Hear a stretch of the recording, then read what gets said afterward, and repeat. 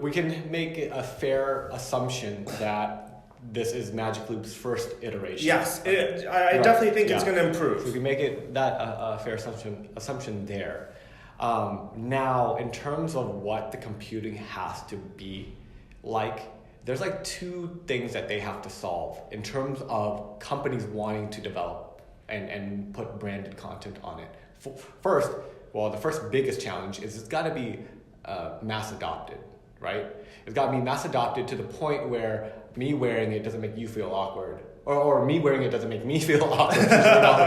Yeah. That's the first thing. Which was the case with glasses. Google Glass. Yeah. There's a cultural threshold that needs to be crossed before people feel comfortable wearing it. Now, I'm sure in like Silicon Valley and some tech hubs, people are going to be trying it out more frequently, and it won't be stigmatized. Yeah, exactly. But for mass adoption, there's got to be some huge percentage crossed where that becomes almost either the norm or accepted. All right, there's that one threshold before a lot of people start using it.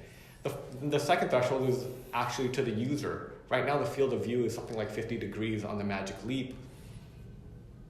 Even if it was, they got to cross this other threshold of it actually being a cool experience for the user. Not forget about it being awkward for them to wear it that as a fashion statement.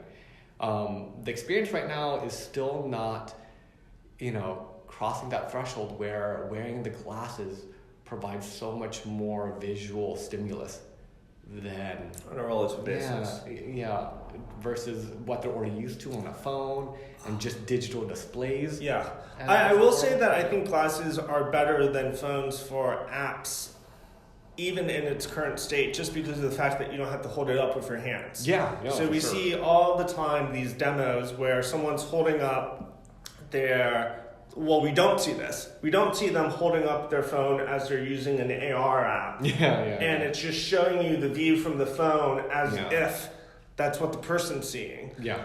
But we've done this together where we've just held up our arms and used different AR apps. Yeah.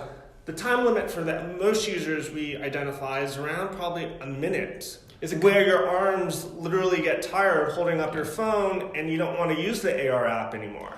And at least that won't be a problem. Yeah, that is a good point in that, right, if we're going to just talk about mobile AR right now, I think there's actually a huge market for people who want to play with AR and their mobile devices that are able to let them do it. Something that I don't think is being discussed much is what's the time threshold of AR ad experiences. And I would say under a minute might be about correct, because I have thus far seen people using an AR experience for minutes on end. Yeah. One without getting tired and one without getting bored. But with these mini things where they're like, if it might be, Guardians of the Galaxy. Or a mini game in some form. Whatever, some type of small visual thing that pops up within a couple of seconds, and then they get to see the experience, and then it's over. Yeah. People find that entertaining.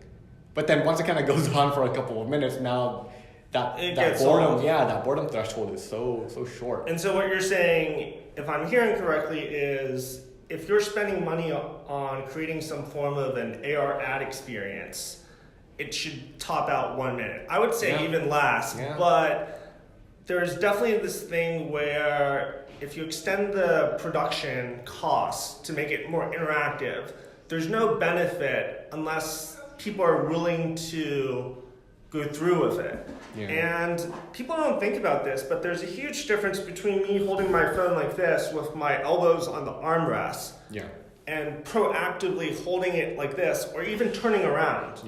The effort and the time it takes for people to do that, they're only willing to do it for a little bit.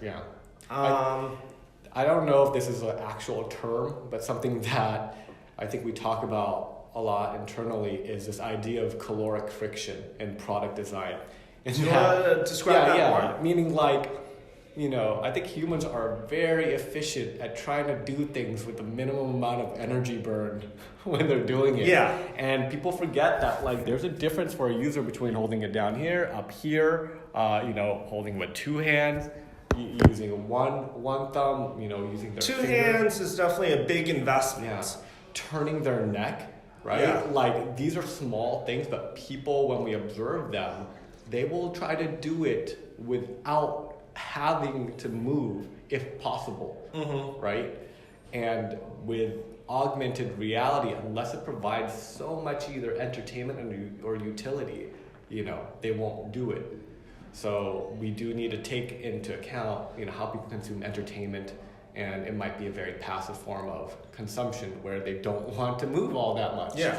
And that's just, the reality of the current state of the tech. Cool. Yeah. And so this wraps it up for us for today. The main takeaways, if any, for any AR ad experience, make sure it doesn't last that long or else people won't go through the end with it. Magic Leap, it's a very promising thing direction-wise, although in terms of expending resources, probably premature to justify any potential ROI.